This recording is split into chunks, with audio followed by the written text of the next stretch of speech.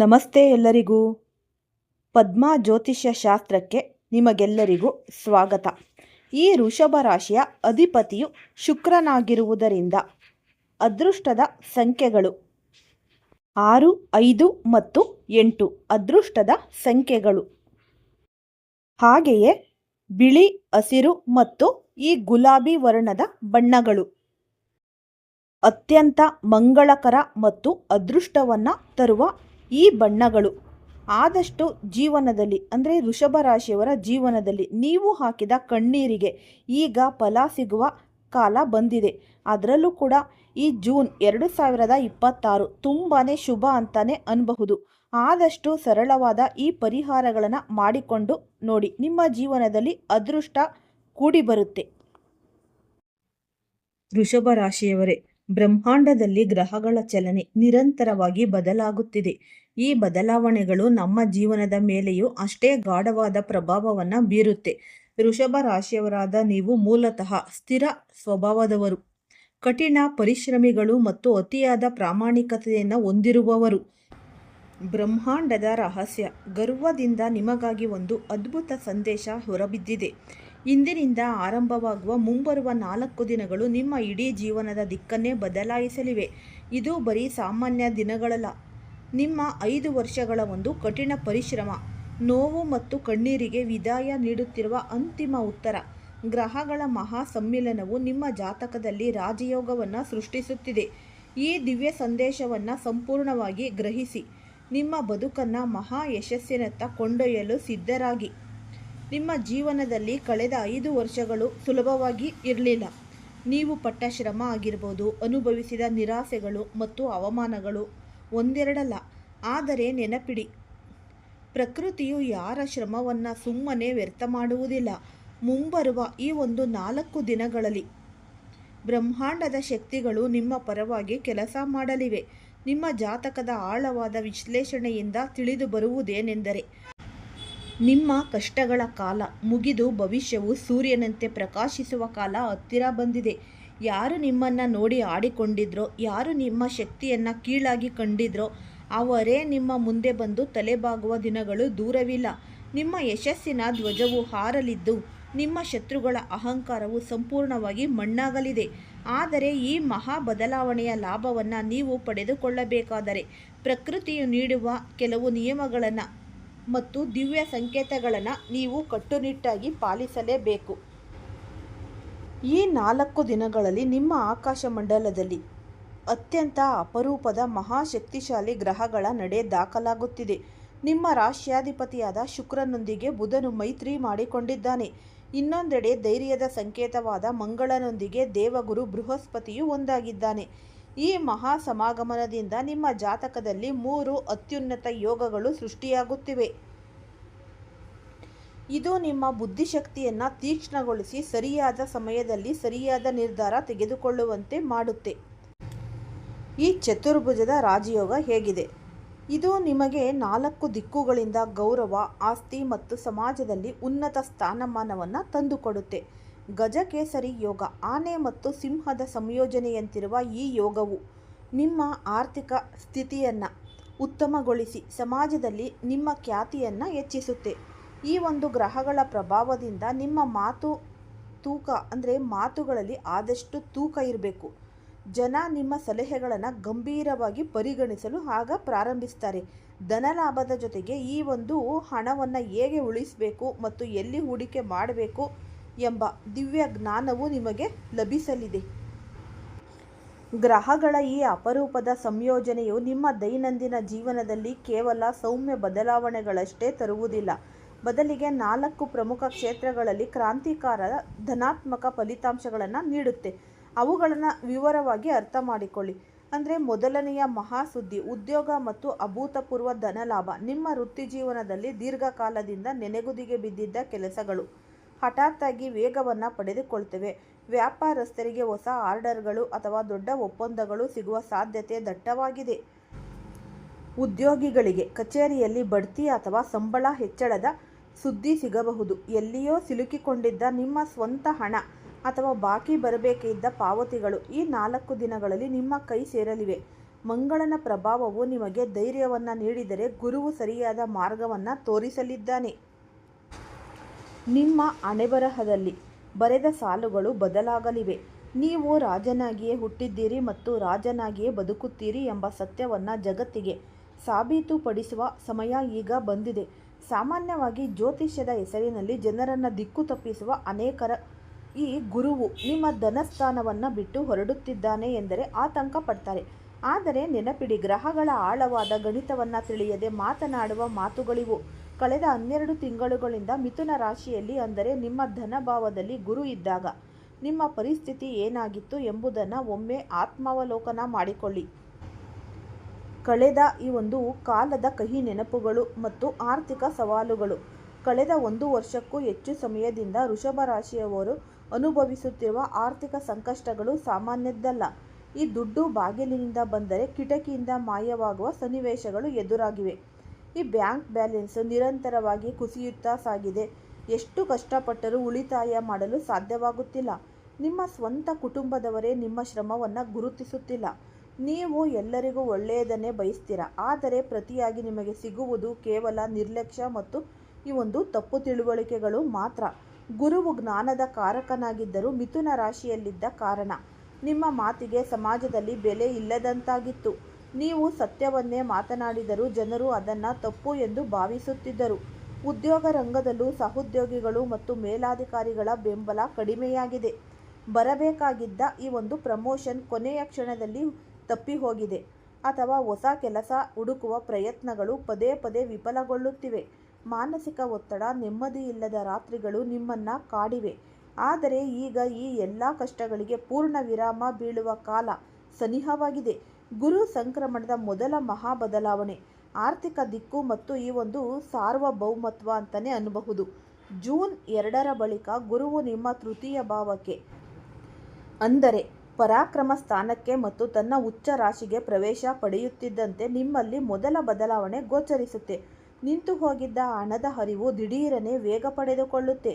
ನೀವು ಎಲ್ಲದರಲ್ಲೂ ಸಾಲಕ್ಕಾಗಿ ಅರ್ಜಿ ಸಲ್ಲಿಸಿ ಅದು ತಿರಸ್ಕಾರಗೊಂಡಿದ್ರೆ ಈಗ ಅದು ಸುಲಭವಾಗಿ ಮಂಜೂರಾಗಲಿದೆ.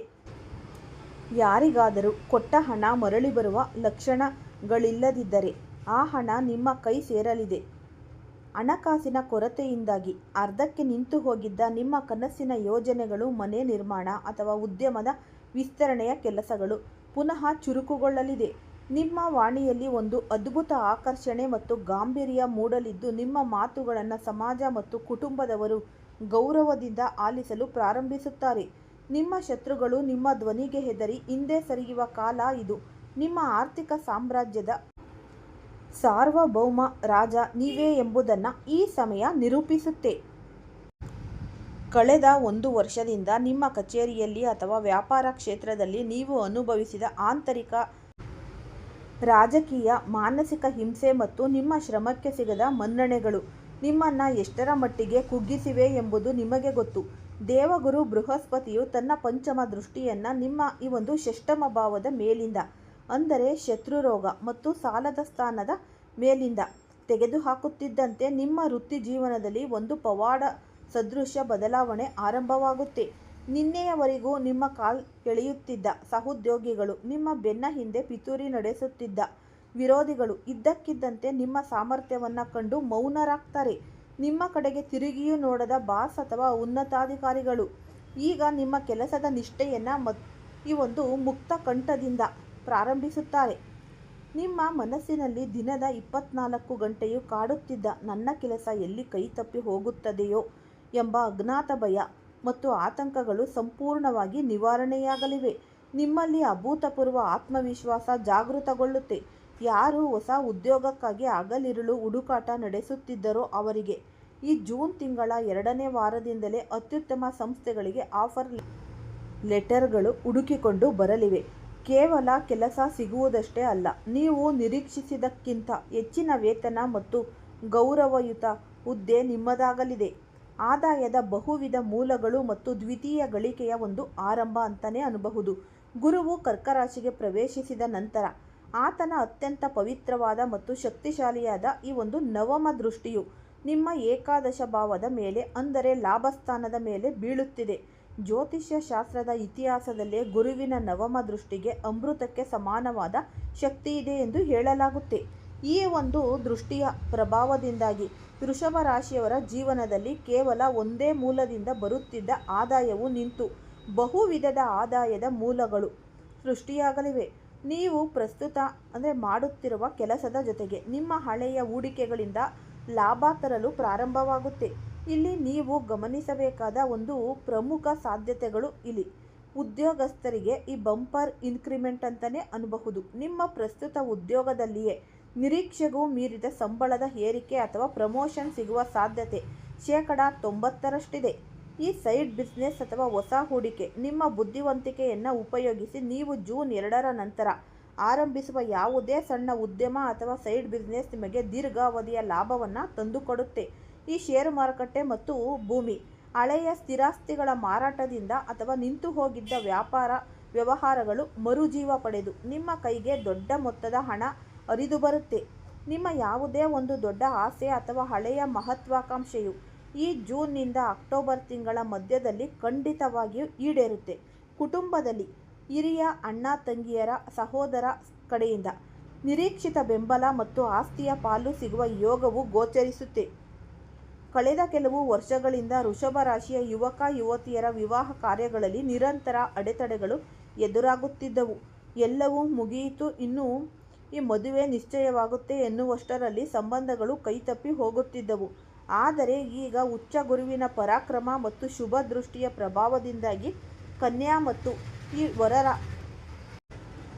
ಜಾತಕದಲ್ಲಿರುವ ವಿವಾಹ ದೋಷಗಳು ಸಂಪೂರ್ಣವಾಗಿ ದೂರವಾಗಲಿವೆ.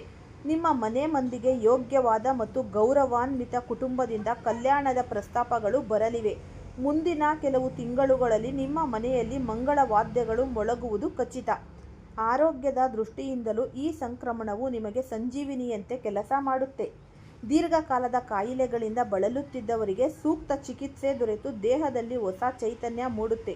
ಮಾನಸಿಕವಾಗಿ ಕಾಡುತ್ತಿದ್ದ ಡಿಪ್ರೆಷನ್, ನೆಗೆಟಿವ್ ಆಲೋಚನೆಗಳು ಮತ್ತು ಅತಿಯಾದ ಚಿಂತೆಗಳು ಮಾಯವಾಗಿ ನೆಮ್ಮದಿಯ ನಿದ್ರೆ ನಿಮ್ಮದಾಗಲಿದೆ. ಇಲ್ಲಿ ನಾವು ಜ್ಯೋತಿಷ್ಯ ಶಾಸ್ತ್ರದ ಅತ್ಯಂತ ಆಳವಾದ ಮತ್ತು ವೈಜ್ಞಾನಿಕವಾದ ಸತ್ಯವನ್ನು ಅರ್ಥ ಮಾಡಿಕೊಳ್ಳಬೇಕಾಗಿದೆ. ಇವತ್ತು ಸಾಮಾಜಿಕ ಜಾಲತಾಣಗಳಲ್ಲಿ ಅಥವಾ ಟಿವಿ ಮಾಧ್ಯಮಗಳಲ್ಲಿ ಒಂದು ರಾಶಿ ಭವಿಷ್ಯದ ವಿಡಿಯೋ ಬಂದರೆ ಈ ಗುರು ಉಚ್ಚ ರಾಶಿಗೆ ಹೋಗುತ್ತಿದ್ದಾನೆ, ಇನ್ನು ವೃಷಭ ರಾಶಿಯವರ ಮನೆಗೆ ಚಾವಣಿ ಹರಿದು ಹಣದ ಮಳೆ ಸುರಿಯುತ್ತೆ, ನೀವು ಕೋಟ್ಯಾಧಿಪತಿಗಳಾಗ್ತೀರಾ ಎಂದು ಅತಿ ಒಂದು ಶಕ್ತಿಯಿಂದ ಬಿಂಬಿಸಲಾಗುತ್ತೆ. ಆದರೆ ಪ್ರತ್ಯಕ್ಷ ಪ್ರಮಾಣಕ್ಕೆ ಯಾವುದೇ ಸಾಕ್ಷಿಯ ಅಗತ್ಯವಿಲ್ಲ. ಈ ಜ್ಯೋತಿಷ್ಯ ಎಂಬುದು ಕೇವಲ ನಂಬಿಕೆಯಲ್ಲ, ಅದೊಂದು ನಿಖರವಾದ ಈ ಒಂದು ಖಗೋಳ ವಿಜ್ಞಾನ. ಪ್ರಪಂಚದಲ್ಲಿ ವೃಷಭ ರಾಶಿಗೆ ಸೇರಿದ ಕೋಟ್ಯಾಂತರ ಜನರಿದ್ದಾರೆ. ಹಾಗಾದರೆ ಜೂನ್ 2ರ ಈ ಒಂದು ಗುರು ಸಂಕ್ರಮಣವು ಇಡೀ ಜಗತ್ತಿನ ಎಲ್ಲ ವೃಷಭ ರಾಶಿಯವರಿಗೂ ಒಂದೇ ರೀತಿಯ ಕುಬೇರ ಯೋಗವನ್ನು ತಂದುಕೊಡಲು ಸಾಧ್ಯವೇ? ಖಂಡಿತವಾಗಿಯೂ ಇಲ್ಲ. ಶಾಸ್ತ್ರದ ಪ್ರಕಾರ ಗೋಚಾರ ಫಲಗಳು ಈ ಒಂದು 30ರಿಂದ 40ರಷ್ಟು ಮಾತ್ರ ಕೆಲಸ ಮಾಡುತ್ತೆ. ಇನ್ನುಳಿದ 60ಕ್ಕೂ ಹೆಚ್ಚು ಫಲಿತಾಂಶಗಳು ನಿಮ್ಮ ವೈಯಕ್ತಿಕ ಜಾತಕದಲ್ಲಿ ದೇವಗುರು ಬೃಹಸ್ಪತಿಯು ಯಾವ ಸ್ಥಾನದಲ್ಲಿ ಕುಳಿತಿದ್ದಾನೆ ಮತ್ತು ಪ್ರಸ್ತುತ ನಿಮಗೆ ಯಾವ ಮಹಾದಶೆ ಅಥವಾ ಅಂತರ್ದಶೆ ನಡೆಯುತ್ತಿದೆ ಎಂಬುದರ ಮೇಲೆ ಸಂಪೂರ್ಣವಾಗಿ ನಿರ್ಧರಿತವಾಗುತ್ತೆ.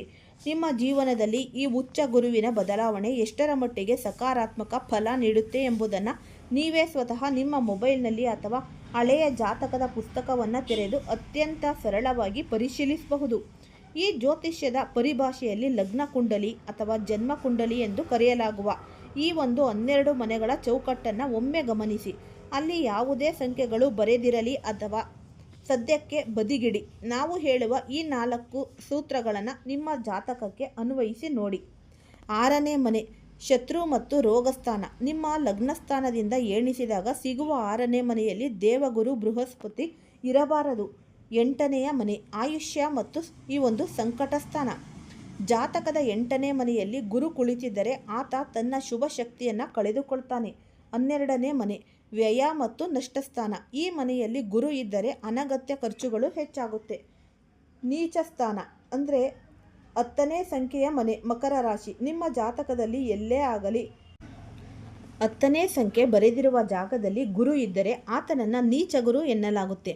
ನಿಮ್ಮ ವೈಯಕ್ತಿಕ ಜಾತಕದಲ್ಲಿ ಈ ಗುರುವು ಈ ಒಂದು ಅಂದರೆ 6, 8, 12ನೇ ಮನೆಗಳಲ್ಲಿ ಅಥವಾ ಮಕರ ರಾಶಿಯ ನೀಚ ಸ್ಥಾನದಲ್ಲಿ ಇಲ್ಲದೇ ಇದ್ದರೆ ಜೂನ್ 2ರ ನಂತರ ಈ ಉಚ್ಚ ಗುರು ನಿಮ್ಮ ಬದುಕಿನ ದಿಕ್ಕನ್ನೇ ಬದಲಾಯಿಸುತ್ತಾನೆ. ಒಂದು ವೇಳೆ ಆ ದುಸ್ಥಾನಗಳಲ್ಲಿದ್ದರೆ ನಿಮಗೆ ಗುರುವಿನ ದಶೆ ಬಂದಾಗ ಮಿಶ್ರ ಫಲಗಳು ಅಥವಾ ತೊಂದರೆಗಳು ಎದುರಾಗುತ್ತೆ.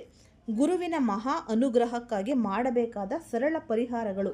ಈ ಉಚ್ಚ ಸ್ಥಾನಕ್ಕೆ ಪ್ರವೇಶಿಸುವ ಈ ಒಂದು ಬೃಹಸ್ಪತಿಯ ಸಂಪೂರ್ಣ ಸಕಾರಾತ್ಮಕ ಶಕ್ತಿಯನ್ನು ನಿಮ್ಮದಾಗಿಸಿಕೊಳ್ಳಲು ಮತ್ತು ನಿಮ್ಮ ಜೀವನದಲ್ಲಿ ರಾಜಯೋಗವನ್ನು ಸಕ್ರಿಯಗೊಳಿಸಲು ಕೆಲವು ಸರಳ ಹಾಗೂ ಅತ್ಯಂತ ಪ್ರಭಾವಶಾಲಿ ಪರಿಹಾರಗಳನ್ನು ಶಾಸ್ತ್ರದಲ್ಲಿ ಹೇಳಲಾಗಿದೆ. ಪ್ರತಿದಿನ ಬೆಳಿಗ್ಗೆ ಎದ್ದ ತಕ್ಷಣ ಅಥವಾ ಪೂಜಾ ಸಮಯದಲ್ಲಿ ಓಂ ಬೃಹಸ್ಪತಿಯೇ ನಮಃ ಅಥವಾ ಓಂ ಗುರುವೇ ನಮಃ ಎಂಬ ಮಂತ್ರವನ್ನು ಕನಿಷ್ಠ 108 ಬಾರಿ ಜಪಿಸಿ. ಸಾಧ್ಯವಾದರೆ ಬುಧವಾರ ಅಥವಾ ಶನಿವಾರದಂದು ವಿಷ್ಣು ಸಹಸ್ರನಾಮ ಸ್ತೋತ್ರವನ್ನು ಪಠಣ ಮಾಡಿ ಅಥವಾ ಮೊಬೈಲ್ನಲ್ಲಿ ಶ್ರದ್ಧೆಯಿಂದ ಆಲಿಸಿ. ದೇವಗುರು ಎಂದರೆ ಕೇವಲ ಗ್ರಹವಲ್ಲ, ಅದು ಜ್ಞಾನದ ಸಂಕೇತ. ಆದ್ದರಿಂದ ನಿಮ್ಮ ಜೀವನದಲ್ಲಿ ನಿಮಗೆ ವಿದ್ಯೆ ಕಲಿಸಿದ ಗುರುಗಳು, ಹಿರಿಯರು ಮತ್ತು ಪೋಷಕರನ್ನು ಗೌರವಿಸಿ ಅವರ ಆಶೀರ್ವಾದವನ್ನು ಪಡೆಯಿರಿ.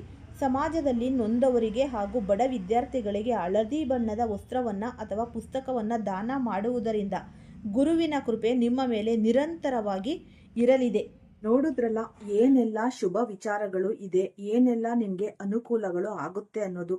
ಈ ವಿಡಿಯೋನ ಫಸ್ಟಿಂದ ಹಿಡಿದು ಕೊನೆ ತನಕ ಸ್ಕಿಪ್ ಮಾಡ್ದಲೇ ನೋಡಿದ್ರೆ ತುಂಬ ಉಪಯುಕ್ತವಾದ ಮಾಹಿತಿ ನಿಮಗೂ ಕೂಡ ಲಭಿಸುತ್ತೆ.